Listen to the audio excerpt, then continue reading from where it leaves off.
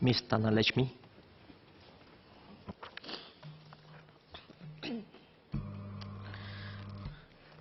Mr. Speaker, sir, I'm heartened that the bill will further strengthen the government's ability to intervene to protect the vulnerable adults who may have fallen through the cracks of family, friends, community support, and subjected to abuse and neglect.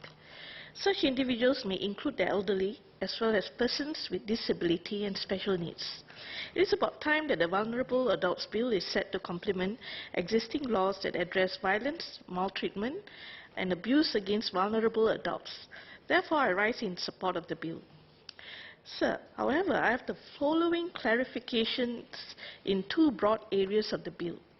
That is, 1, empowering state intervention, 2, relocating of vulnerable adults.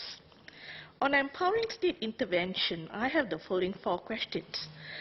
Adult is defined as 21 years of age in majority of Singapore's law.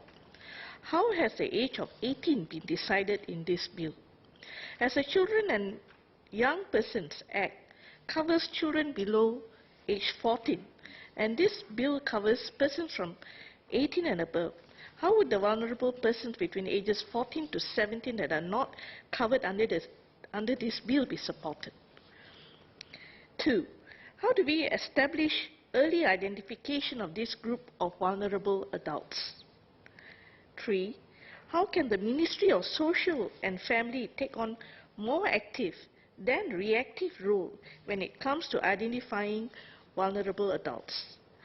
I'm sure most of us remember the case of 26 years old Annie Yulian, who had intellectual disabilities and suffered torture at the hands of a trusted couple. 8 months of agony and suffering, and yet no one knew, no one even suspected that something was wrong. What more can we do?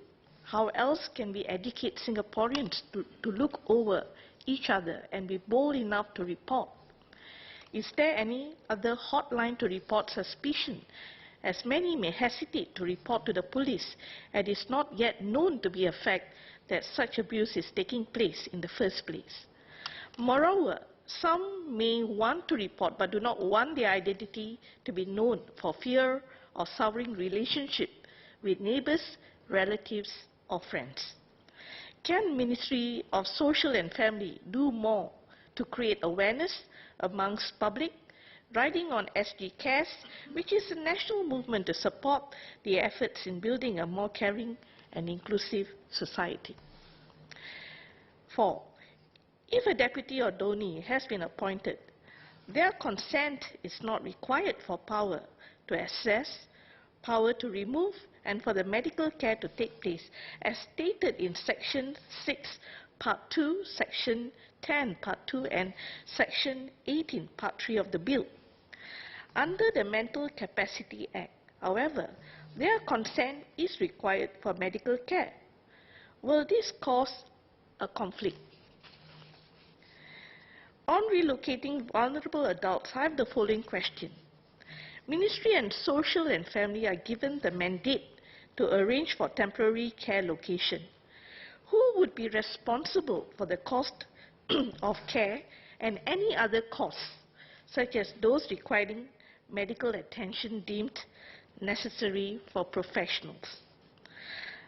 Notwithstanding the above clarifications, I'm optimistic that with the support and cooperation of Singaporeans at large, complemented with a robust law and SG Cares initiatives, we can minimize or perhaps eliminate such inhumane abuse and exploitation inflicted upon vulnerable individuals who trust the very people that cause them pain. Thank you.